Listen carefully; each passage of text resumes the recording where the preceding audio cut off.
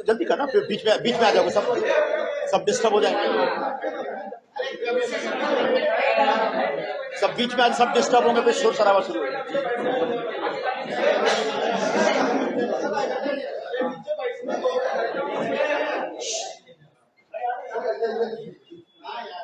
हम एक दूसरे के साथ शेयर भी कर सकते हैं, ऐसा क्या है? एक दूसरे के साथ शेयर कर सकते हैं। मैं इसको बंद ही कर दूं ना।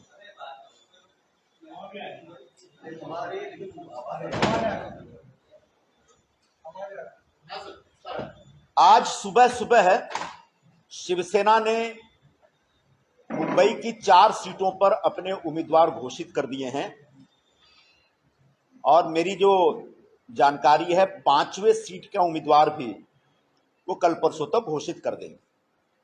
मतलब मुंबई की 6 सीटों में से 5 सीटों पर शिवसेना लड़ेगी और 1 सीट खैरात की तरह कांग्रेस के लिए छोड़ दी गई। यह पूरा जो फैसला है कांग्रेस पार्टी को मुंबई में दफन करने वाला फैसला है। मैं इस फैसले का निषेध कर रहा हूं, सबसे पहली बात ये। और इस निषेध में जो मैं निषेध कर रहा हूं, इसमें शिवसेना का नेतृत्व का भी निषेध कर रहा हूं और कांग्रेस के नेतृत्व ने जिसने नेगोशिएशन में हिस्सा लिया, वो लोग नेगोशिएशन सही ढंग से नहीं कर पाए, इसकी भी निंदा करता हूं, निषेध कर रहा हूं। शिवसेना ने जो उम्मीदवार घोषित किया है उत्तर पश्चिम के लिए, उसके बारे में मैं भूमिका पहले से स्पष्ट कर चुका हूं। उस उम्मीदवार के ऊपर भ्रष्टाचार का आरोप है, ईडी के द्वारा छानबीन जारी है और भ्रष्टाचार का भी जो आरोप है वह कोविड के जमाने में जो मुंबई के गरीब प्रवासी मजदूरों को मुफ्त भोजन कराने की जो योजना थी, उस योजना में से कॉन्ट्रैक्टर से उनने दलाली ली। जो खिचड़ी सप्लाई की गई थी, उस खिचड़ी सप्लायर से उन्होंने दलाली खाई है, जिसकी छानबीन हो रही है। और ऐसे खिचड़ी चोर उम्मीदवार को शिवसेना ने हमारे सर पे थोपा है। हम इसका सरासर विरोध करते हैं। कम से कम मैं ऐसे खिचड़ी चोर उम्मीदवार के लिए काम नहीं करूंगा, ये मैं आज घोषणा कर रहा हूं। दूसरी बात, कांग्रेस पार्टी का नेतृत्व जो हमेशा भ्रष्टाचार के मुद्दे पर हाई लेवल एक ग्राउंड लेते हैं, हमेशा एक हाई मोरल ग्राउंड जिसको हम कहते हैं वो ग्राउंड लेते हैं। क्या इस नेतृत्व को यह नहीं दिखा कि हमारे क्षेत्र में जो उम्मीदवार पेश कर रही है शिवसेना, उस पर भ्रष्टाचार के आरोप हैं? तो मैं अपने शीर्ष नेतृत्व से अपेक्षा करता हूं कि ऐसे उम्मीदवार के संदर्भ में वो निश्चित तौर पर आपत्ति दर्ज करेंगे और उनका जो एक हाई मोरल ग्राउंड है भ्रष्टाचार के संदर्भ में, इसको लेकर के सदा हमारी तरफ से बयानबाजी होती है, उसको लेकर के भूमिका स्पष्ट होगी। तीसरी बात, जो सबसे महत्वपूर्ण बात है, कि हमारा जो नेतृत्व है उसको चिंता नहीं रह गई अब। जो मुंबई में या पूरे देश में जो कांग्रेस के कार्यकर्ता हैं या कांग्रेस का कहीं स्थापित नेतृत्व है, उस नेतृत्व की शायद कोई चिंता नहीं रह गई। पिछले 10 दिनों से 15 दिनों से मेरे से किसी की कोई बातचीत नहीं हुई है। किसी ने एक बार भी नहीं पूछा कि आपकी क्या अपेक्षा है और आपकी अपेक्षा पूरा करने में हम क्या कर सकते हैं, अगर ये नहीं कर सकते तो क्या कर सकते हैं। ऐसा मान कर चला जा रहा है नेतृत्व की तरफ से कि जिसको जो करना है करे, हम किसी की चिंता नहीं करते हैं। तो मेरा मुद्दा यह है कि एक तरफ कांग्रेस का नेतृत्व पूरे देश में न्याय पर आधारित एक घोषणा पत्र जारी कर रहा है और हिंदुस्तानी समाज के अलग अलग वर्गों को न्याय दिलाने की बात कर रहा है। ठीक उसी वक्त उसके अपने कार्यकर्ताओं के साथ न्याय हो रहा है कि नहीं, उसके अपने जो स्थापित नेतृत्व हैं उनके ऊपर कोई अन्याय हो रहा है कि नहीं, इसकी चिंता नहीं है। तो ये जो न्याय की बात करने वाले लोग हैं, कैसे उनके अंदर अन्याय हो रहा है, इस पर वो ध्यान नहीं दे रहे हैं, ऐसा मेरा मानना है। शीर्ष नेतृत्व से मैंने अपेक्षा की थी कि मैं लगभग 5 वर्षों से 2019 में चुनाव हारने के बाद से लगातार अपने क्षेत्र में सक्रिय हूं और मुझे हक मिलता है, मेरा हक बनता है यहां से चुनाव लड़ने का। लेकिन शिवसेना ने दबाया और हम दबते चले गए और आखिरकार आज दृश्य यह है कि हम पूरी तरह से उस शिवसेना के सामने सरेंडर हो गए हैं जिसकी अपनी कोई अब वक़्त नहीं रह गई है। बहुत ज्यादा शिवसेना का जनाधार है ऐसा नहीं माना जा सकता, यह सिर्फ एक प्रकार का एक हाइप है ये। और ऐसे कम जनाधार वाले पक्ष के सामने कांग्रेस का सरेंडर करना निश्चित तौर पर कांग्रेस का एक तरह से मैं समझता हूं कि एक श्रद्धांजलि लिखने का एक कार्यक्रम शुरू होने जा रहा है, ऐसा मुझे दिख रहा है। मैं अपने शीर्ष नेतृत्व से इतना ही कहना चाहूंगा कि मैं एक आध हफ्ते ज्यादा से ज्यादा अब इंतजार करूंगा। मुझे मालूम है आप लोगों के मन में चिंता यह होगी कि हम अगला निर्णय क्या ले रहे हैं। मैं साफ साफ कहना चाहता हूं कि मेरे सामने अब सारे विकल्प खुले हैं, मैं विकल्पहीन स्थिति में नहीं हूं। अब जो होगा आर पार होगा और आने वाले एक आध हफ्ते में इस प्रकार की घोषणा आपको सुनने को मिल जाएगी। तब तक के लिए मैं निश्चित तौर पर अपने नेतृत्व की जो भी एक उनके मन में हमारे जैसे तमाम कार्यकर्ताओं के लिए जो भावना है उस भावना का इंतजार किया जाएगा। अब इससे ज्यादा इंतजार करने का वक्त, एक हफ्ते से ज्यादा वक्त नहीं दिया जा सकता, ऐसी मेरी घोषणा है। जिस तरीके से आज कांग्रेस के सारी सीटों पर जहां पर कांग्रेस के उम्मीदवार चुनाव लड़ने की कोशिश कर रहे हैं, उन सारी सीटों पर शिवसेना ने अपने उम्मीदवार घोषित किए और संजय राउत इस पूरे बार्गेनिंग में सबसे टॉप पॉइंट पर है। इसको कैसे देखते हैं? कौन टॉप पॉइंट पे है और कौन लोएस्ट पॉइंट पे जाएगा ये तो आने वाले दिनों में पता चलेगा। लेकिन हमारी पार्टी की तरफ से जिन लोगों को शिवसेना के साथ नेगोशिएट करने के लिए भेजा गया था, निश्चित तौर पर वो जो एक टफ नेगोशिएशन होता है या टफ नेगोशिएटर होते हैं, उस प्रकार की भूमिका नहीं निभाई। मुझे ऐसा लगता है कि मुंबई में कांग्रेस की चिंता हमारे प्रदेश के नेतृत्व ने और देश के नेतृत्व ने नहीं की है। यहां पर लाखों की संख्या में कांग्रेस के कार्यकर्ता हैं, उन कार्यकर्ताओं को अकेले, उन कार्यकर्ताओं को अपने भरोसे छोड़ दिया नेतृत्व ने, ऐसा साफ साफ दिख रहा है, जो कि बहुत ही निंदनीय घटना है। चर्चा तो ये भी थी कि सीट शेयरिंग पर राहुल गांधी की उद्धव ठाकरे से बातचीत हुई थी और मामला सब कुछ सुलझने वाला था, तो क्या ये राहुल गांधी का भी फेलियर नजर आता है? मैं तो बता रहा हूं कि जो हमारा शीर्ष नेतृत्व है, पूरे नेतृत्व का फेलियर है। अच्छा, उत्तर पश्चिम मुंबई के लिए मैंने भी सुना था कि ऊपर से बातचीत हुई है और पूरा रास्ता निकलेगा। अब वो बातचीत क्या हुई, कितनी हुई, कितना कारगर हुई, कितना असरदार थी, उसका नतीजा सामने दिख रहा है। तो निश्चित तौर पर हमारा नेतृत्व कांग्रेस को मुंबई में बचाने में फेल हो गया है, यह साफ साफ दिख रहा है। सांगली जो कि कांग्रेस पार्टी की ट्रेडिशनल सीट थी और मैंने सुना था कि सांगली के लिए कांग्रेस नेतृत्व का बड़ा आग्रह है, फिर भी शिवसेना ने जिस तरीके से आज घोषणा कर दी है, ऐसा लगता है कि उनको कांग्रेस नेतृत्व की कोई परवाह नहीं है। आपको जो कहना है कहिए, हम आपकी चिंता नहीं करते, हम अकेले चलेंगे। तो क्या शिवसेना कांग्रेस को यह चुनौती दे रही है कि हमको आपकी जरूरत नहीं है? तो कांग्रेस के नेतृत्व को इस बारे में भी एक भूमिका लेनी चाहिए। और अगर कांग्रेस की जरूरत शिवसेना को नहीं है तो कांग्रेस को अपनी भूमिका स्पष्ट करनी चाहिए, क्योंकि शिवसेना अकेले दम पे एक चुनाव पूरे महाराष्ट्र में नहीं जीत सकती, उसको कांग्रेस की मदद की आवश्यकता पड़ेगी ही पड़ेगी। एक छोटा सा सवाल, निशांत सिद्दीकी ने अभी भी कहा कि शिवसेना जो है वो कांग्रेस के लिए बीजेपी से भी बड़ी दुश्मन है, ये कांग्रेस नहीं समझ रही। क्या आप इस बात से वाकिफ? जिस तरीके से सीटों को छीना गया है कांग्रेस से, जिस तरीके से शिवसेना ने कांग्रेस के नेतृत्व पर इस प्रकार की स्थिति पैदा कर दी या इस तरह से मजबूर कर दिया कि लोग पार्टी से अलग होने लगे, लोग पार्टी से नाराज होने लगे, शायद शिवसेना का अपना एक हिडन एजेंडा हो सकता है कि कांग्रेस को पूरी तरह से खत्म किया जाए और कांग्रेस के वोट बैंक में, उस स्पेस में अपनी जगह बनाई जाए। ये एक प्लानिंग, एक हिडन एजेंडा शिवसेना का हो सकता है। प्रकाश अम्बेडकर जो लगातार बातचीत कर रहे थे, आज शिवसेना उद्धव उनके जैसे ही लिस्ट अनाउंस हुई उसके बाद उन्होंने अपनी भी लिस्ट अनाउंस कर दी और उन सभी सीटों पर अपने उम्मीदवार खड़े कर दिए। तो क्या जो एनडीए अलायंस बनाने की कोशिश हो रही थी उसमें कांग्रेस सबसे निचले पायदान पर हो गई और वो पूरा बिखर गया महाराष्ट्र के भीतर। और ये सब कुछ हुआ क्योंकि हर आदमी की हिडन एजेंडा मीटिंग में थी। प्रकाश अंबेडकर जी एक सीनियर लीडर हैं और उनको एमबीए का हिस्सा बनाना चाहिए, ऐसा कांग्रेस पार्टी का आग्रह था प्रारंभ से।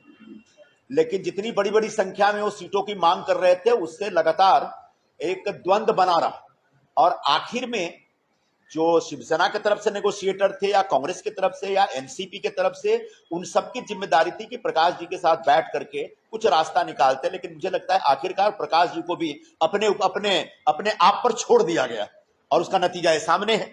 देखिए, सवाल ये है, आप जो बात कर रहे हैं सिर्फ चिंता आपकी उत्तर पश्चिम सीट को लेकर है या कई और ऐसी सीट? आपने सांगली सीट का जिक्र किया, इसके अलावा दक्षिण मध्य मुंबई 3 सीटें मुद्दे हैं जो कहीं ना कहीं कांग्रेस के लिए तकलीफ देने वाली है, क्योंकि 3 सीट को लेकर बहुत ज्यादा बार्गेनिंग हुई लेकिन मामला जमा नहीं। इन 3 सीट के अलावा कोई ऐसी सीटें हैं जिसको लेकर कांग्रेस में नाराजगी? दूसरा सवाल ये है, जिन शब्दावली का आपने इस्तेमाल किया हालांकि के लिए कांग्रेस, क्या आपको लगता है कि आप एक हफ्ते का अल्टीमेटम दे रहे हैं, उसके बाद कांग्रेस पार्टी में बने रहना आपके लिए भी आसान होगा या कांग्रेस पार्टी भी ऐसे शब्दों ऐसे अल्टीमेटम को लेकर आप पर कड़ा रुख अपना सकती है?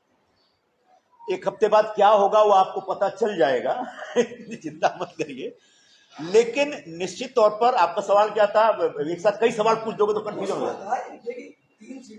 हाँ, तो आपने देखा होगा, मैंने प्रारंभ में ही कहा कि जिस तरीके से मुंबई की 6 में से 5 सीटें शिवसेना के हवाले कर दी गई, वो निश्चित तौर पर कांग्रेस पार्टी को मुंबई में पूरी तरह से दफन करने का एक कार्यक्रम है। एक जमाना था मुंबई में 5-5 एमपी कांग्रेस के हुआ करते थे, एक एनसीपी का हुआ करता था। एक जमाना था मुंबई से, और जमाना कोई बहुत पुराना नहीं, मैं ऐसा कोई हड़प्पा और मोहनजोदड़ो के जमाने की बात नहीं कर रहा हूं, आज 10 साल 12 साल पहले की बात है। तो कांग्रेस का एक बड़ा जबरदस्त जनाधार रहा है। ऐसे में दक्षिण मध्य मुंबई, उत्तर मध्य मुंबई और उत्तर पश्चिम मुंबई के लिए हमारा विशेष आग्रह था, दक्षिण मुंबई के लिए भी विशेष आग्रह था। लेकिन दक्षिण मुंबई में चूंकि जो वहां का शिवसेना का सांसद है वो उद्धव गुट के साथ है, इसलिए हमने वो आग्रह छोड़ दिया था। लेकिन हमारा शुरू से आग्रह था कि आप 50-50 करिए, 3 सीट हमारा 3 सीट आपका। लेकिन जिस तरीके से शिवसेना ने जोर जबरदस्ती की है और एक तरह से कांग्रेस पार्टी को अपने घुटने पे लाके दे दिया है, वह निश्चित तौर पर शिवसेना के पूरे नियत के ऊपर सवाल करने वाला है। जो कांग्रेस का वोटर है वो कहां जाएगा? कांग्रेस को जो वर्षों से लगातार वोट करते आए हैं, क्या वो शिवसेना की इस हरकत के बाद शिवसेना के पास जाएंगे, शिवसेना को वोट देंगे? मुझे इस बारे में संदेह है। सर, आपने कहा कि खिचड़ी चोर उम्मीदवार के लिए आप काम नहीं करेंगे, क्या कांग्रेस का कैडर भी जो नॉर्थ वेस्ट में है वो भी ये महसूस करता है कांग्रेस शिवसेना उम्मीदवार के लिए काम नहीं करेगी? बिल्कुल, जब मैं ये आह्वान कर रहा हूं तो निश्चित तौर पर कांग्रेस का जो कैडर है, जो मेरे से जुड़े हुए जो लोग हैं, वो सारे के सारे लोग शिवसेना के इस कैडर का, शिवसेना के इस उम्मीदवार का विरोध करेंगे। और सिर्फ कैडर ही नहीं, कांग्रेस के कार्यकर्ता नहीं, कांग्रेस को मानने वाले मतदाता भी इस खिचड़ी चोर के लिए काम नहीं करेंगे, उसको वोट नहीं देंगे, ऐसी मैं घोषणा कर रहा हूं। 2019 क्योंकि कांग्रेस का जो बड़ा वोट बैंक है वह माइग्रेंट लेबर वाला वोट बैंक है। अब माइग्रेंट लेबर ने जो कोविड के जमाने में दुख दर्द झेला है, उसको हम सब बहुत अच्छे ढंग से जानते हैं, हम सब भूले नहीं है। तो वो कहीं ना कहीं उनके दोस्त थे, रिश्तेदार थे, उनके पड़ोसी थे, और उन लोगों के जीवन के साथ जिन्होंने खिलवाड़ किया, उन लोगों के जो भोजन के साथ जिन्होंने दलाली खाई है भोजन में, ऐसे व्यक्ति के लिए निश्चित तौर पर कांग्रेस से जुड़ा वोटर भी काम नहीं करेगा, वोट नहीं देगा। 2019 में स्पष्ट है, भले ही किसी भी स्थिति में अभी अगले हफ्ते हम बता देंगे। चुनाव लड़ने का तो पूरा इरादा है, चुनाव नहीं लड़ेंगे तो जाएंगे कहां? 5 साल घर पे बैठेंगे। 2019 से क्या ये लगातार जो बार्गेनिंग है कांग्रेस की वो खत्म होते जा रही है क्या? 2019 में जब सरकार में भी आए तो कांग्रेस को तीसरे और दोयम दर्जे के सारे मंत्रालय और सीटें मिली, उसके बाद से लगातार कांग्रेस को इग्नोर किया जाने लगा। उसको खत्म करने की सोची समझी साजिश रची जाती रहेगी क्या? देखिए, अगर 2019 की बातें आपको याद हैं तो आपको यह बात भी याद होगी कि जब शिवसेना और कांग्रेस का अलायंस हो रहा था, सबसे पहले मैंने विरोध किया और बहुत खुल के विरोध किया। और मैंने कहा था कि शिवसेना के साथ अलायंस करके, गठबंधन करके, युति करके आप अपने आप को खत्म कर रहे हैं। ये धीरे धीरे एक डीजेनरेशन की प्रक्रिया शुरू होगी। आज 5 साल बाद बिल्कुल मुंबई में वही चीज दिख रहा है। हमने कहा था शिवसेना के साथ अलायंस नहीं होना चाहिए कांग्रेस का। आप हार गए, कोई दिक्कत नहीं, नए सिरे से मैदान में उतरिए और एक सशक्त विपक्ष की भूमिका निभाते हुए कांग्रेस को फिर से पूरे मुंबई में और महाराष्ट्र में खड़ा किया जा सकता है। लेकिन हमारे कुछ लोग ऐसे थे जिनको सत्ता की मलाई चाहिए थी, सत्ता को शेयर करना था और इस वजह से वो चले गए और उसका नतीजा सामने। अभी अभी इनका पूछने दे। बाला साहब तुरंत ये बोल रहे हैं कि उद्धव ठाकरे को रीथिंक करना चाहिए जो उन्होंने अनाउंसमेंट की है। आपको लगता है उद्धव ठाकरे ने जो अनाउंसमेंट की है वो कांग्रेस को कंसीडर करके की है या नहीं? अगर बाला साहब थोराट जी खुद नेगोशिएशन करने वाली टीम के एक सदस्य थे और अगर वो कह रहे हैं रीथिंक करना चाहिए, मतलब उनकी बात भी नहीं सुनी गई। तो जो नेगोशिएशन करने वाली जो टीम थी, जब उनकी ही बात नहीं सुनी गई है तो निश्चित तौर पर हम सब फेल हो गए। तो मैं भी यही कह रहा हूं कि शिवसेना को इतना एक्सट्रीम स्टैंड नहीं लेना चाहिए। इससे कांग्रेस का जबरदस्त नुकसान है और कांग्रेस के नेतृत्व का ध्यान आकर्षित करना चाहता हूं कि आप अभी भी इंटरवीन करिए, नहीं तो अलायंस तोड़िए। अगर पार्टी को बचाना है तो अलायंस तोड़िए और मैदान में उतरिए, लेकिन आप शिवसेना के साथ अलायंस करके अपने आप को हमेशा के लिए खत्म करने का जो फैसला कर रहे हैं वो बहुत ही आत्मघाती है पूरे कांग्रेस पार्टी के लिए और इसका असर पूरे महाराष्ट्र में पड़ेगा, महाराष्ट्र से बाहर भी पड़ेगा। ये सवाल ये है कि अरविंद सावंत का बयान है लिस्ट जारी होने के बाद उनसे आपके विरोध को लेकर पूछा गया तो वो कहा कौन उनको मैं नहीं जानता, जिस तरह की भाषा लोग बोल रहे हैं यानी कि शिवसेना उद्धव ठाकरे जो बोल रहा है उसको किस तरह से देखते हैं? एक तरफ कांग्रेस के साथ गठबंधन में वहां आप जैसे कद्दावर नेता तो भी और दरकिनार कर रहे हैं संजय राउत जिस तरह का बयान देते हैं, क्या उन लोगों के बयानों का भी असर इस गठबंधन में? अब एक व्यक्ति के बारे में मत पूछो, ठीक है, और हमने एक व्यक्ति के ऊपर कमेंट करने का, लेकिन निश्चित तौर पर हो गया एक मिनट बोल। आप अशोक चौहान से मिले और उनसे मुलाकात हुई और बीजेपी में जाने के संकेत कुछ यहाँ पे? सबसे पहले ये बता देता हूं कि जो सज्जन ये सवाल उठा रहे कौन संजय निरुपम, जिस संजय निरुपम को शिवसेना प्रमुख बाला साहब ठाकरे ने 2 बार राज्यसभा का सदस्य बनाया, जो संजय निरुपम वर्षों तक शिवसेना का उपनेता था, जो संजय निरुपम वर्षों तक शिवसेना का संपर्क प्रमुख था विदर्भ का, जो संजय निरुपम 12 वर्षों तक दोपहर का सामना का संपादक था, अगर दोपहर का सामने यानी शिवसेना का हिंदी माउथपीस, अगर उस संजय निरुपम को कोई नहीं जानता मतलब वो व्यक्ति निश्चित तौर पर एकदम बुढ़ा हो गया, उसको मेमोरी लॉस हो गया है। और ऐसे मेमोरी लॉस करने वाले व्यक्ति के ऊपर मैं अब आगे कुछ ना बोलूं तो बड़ी मेहरबानी होगी। अब रह गई बात अभी जो मैंने बताया है कि अगले हफ्ते हम अपनी भूमिका स्पष्ट करेंगे, तो एकदम से उड़ी मारने की जरूरत नहीं है, थोड़ा सा धीरज रखिए, थोड़ी सी शांति रखिए। बीजेपी या शिवसेना शिंदे गुट में दोनों में से आपके ऑप्शन खुले, क्योंकि आपने कहा मेरे सारे विकल्प खुले हुए हैं, तो विकल्पों में ये 2 पार्टियां भी आती हैं। जब विकल्प खुले हैं तो जब विकल्प खुलेंगे और जब विकल्प अख्तियार किया जाएगा तो विकल्प आपको दिख जाएगा। एक सवाल मैं आपसे जानना चाहूंगा कि उत्तर प्रदेश के बाद महाराष्ट्र में सबसे ज्यादा लोकसभा की सीटें आती है और ऐसे में जहां पर महाराष्ट्र में जब अपोजिशन पूरी तरीके से बिखरा हुआ दिखाई देगा इस अघाड़ी के माध्यम से, तो क्या ये चुनाव से पहले बीजेपी की बड़ी जीत दिखाई देगी?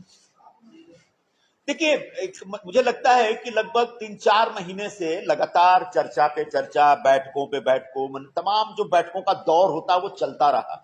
इसके बावजूद अगर आपस में एक दूसरे का विश्वास हम अर्जित नहीं कर पाए और हमारे नेगोशिएशन टीम को आखिरकार बयान देना पड़ रहा है कि रीथिंक करें अपने फैसले पे, तो निश्चित तौर पर कहीं ना कहीं हम कमजोर हैं ऐसा दिख रहा है। हाँ, अगर शिवसेना को ऐसा लगता है कि वो अकेले दम पे पूरे एनडीए अलायंस को अपने कंधे पे खींच लेगी तो वो बहुत बड़ी गलतफहमी में है और वो खुद भी डूबेंगे और पूरे एनडीए को भी डुबाएंगे। आपसे एक सवाल ये भी जानना चाहता हूँ कि आज की तारीख में आप प्रधानमंत्री के काम से किस तरीके से इंस्पायर्ड? अभी सब बातें बताएंगे, अभी रुक जाइए।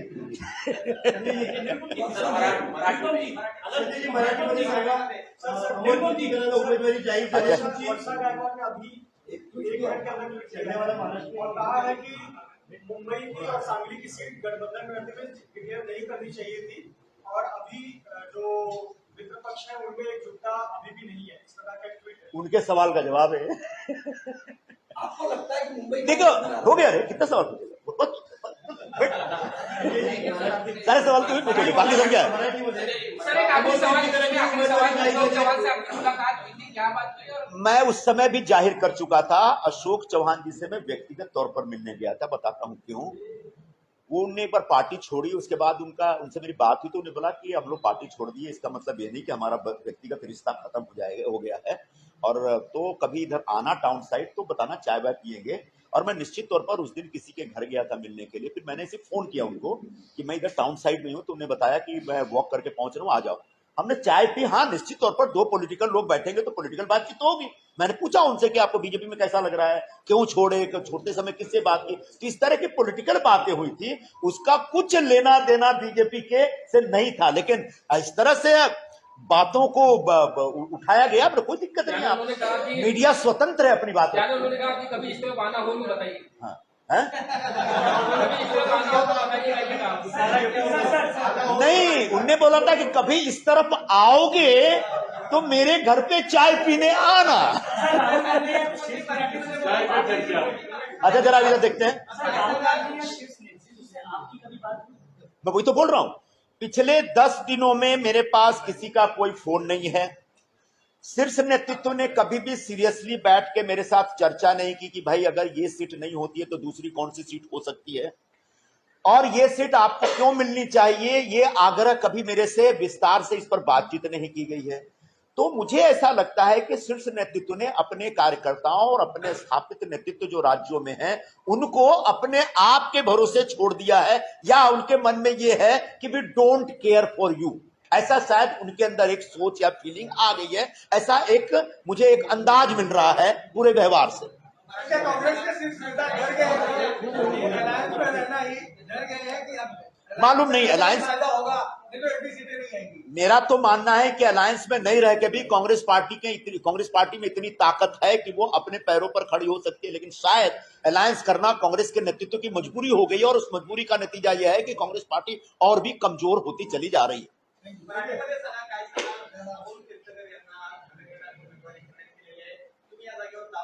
आज शिवसेना तर्फे जो मुंबईचे 4 उमेदवारांची यादी जाहीर झालेली आहे, त्याच्यावर मी विरोध निषेध प्रकट करतो। माझी माहितीप्रमाणे 5वी सीटची पण घोषणा 1-2 दिवसात शिवसेना तर्फे होईल। म्हणजे असं आहे की मुंबईमध्ये 6 पैकी 5 सीट शिवसेना, आम्ही फक्त 1 सीट, म्हणजे आता काँग्रेस पक्षाला दफन करण्याचा एक कार्यक्रम शिवसेना तर्फे चालू आहे। आणि मला आज दुर्दैवी वाटतो की आमचा जो नेतृत्व आहे, शीर्ष नेतृत्व आहे, नेते मंडळी आहेत, ज्यांनी शिवसेना बरोबर जागा वाटप बाबत चर्चा केली, त्यांनी पूर्णतः सरेंडर केलेलं आहे शिवसेना समोर, आणि याचा नुकसान आम्हाला काँग्रेस पक्षाला खूप होईल। काँग्रेसचे कार्यकर्ता आता निराधार झालेले आहेत। काँग्रेसचे मतदारांमध्ये पण एक मोठा आक्रोश आहे, आणि त्याचा फटका शिवसेनाला पण बसेल आणि काँग्रेसला तो बसलेलेच आहे।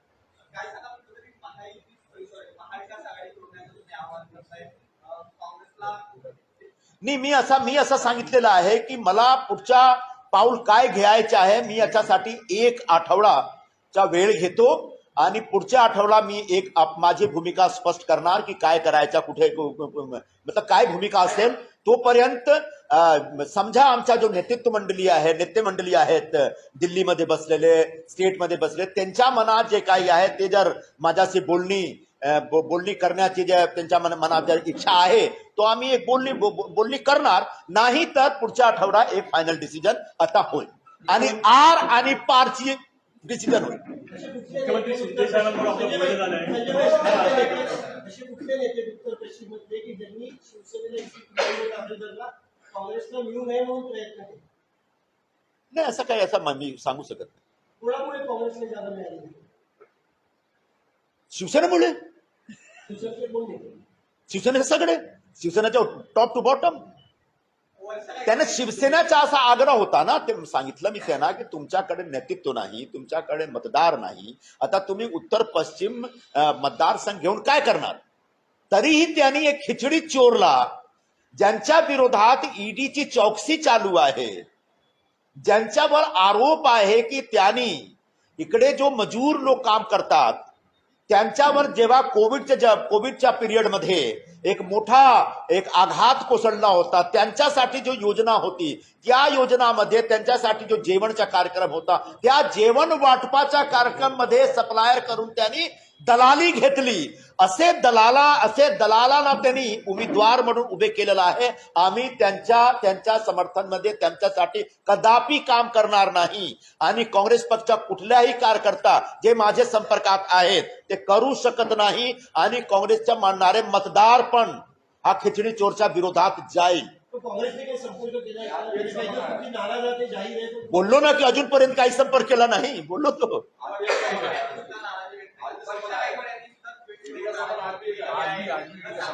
आज भी अमन अमोल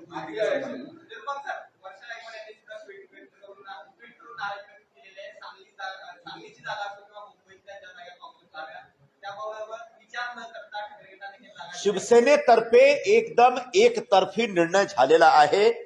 काँग्रेस पक्षाच्या नेतृत्वाकडून त्यांना वारंवार असा सांगितलं गेलं होता की तुम्ही थांबा आणि या 2-3 जो डिस्प्युटेड या कंट्रोवर्शियल आमचा जो सीट आहे त्याच्यावर एक चर्चा करून काहीतरी निर्णय घ्या. पण त्यांनी स्वतः एकतर्फी निर्णय घेतलाय. तो गठबंधन धर्मच्या विरोधात आहे आणि त्यांनी गठबंधन धर्म पाळला नाही, मी असा आरोप लावतो. अभिमान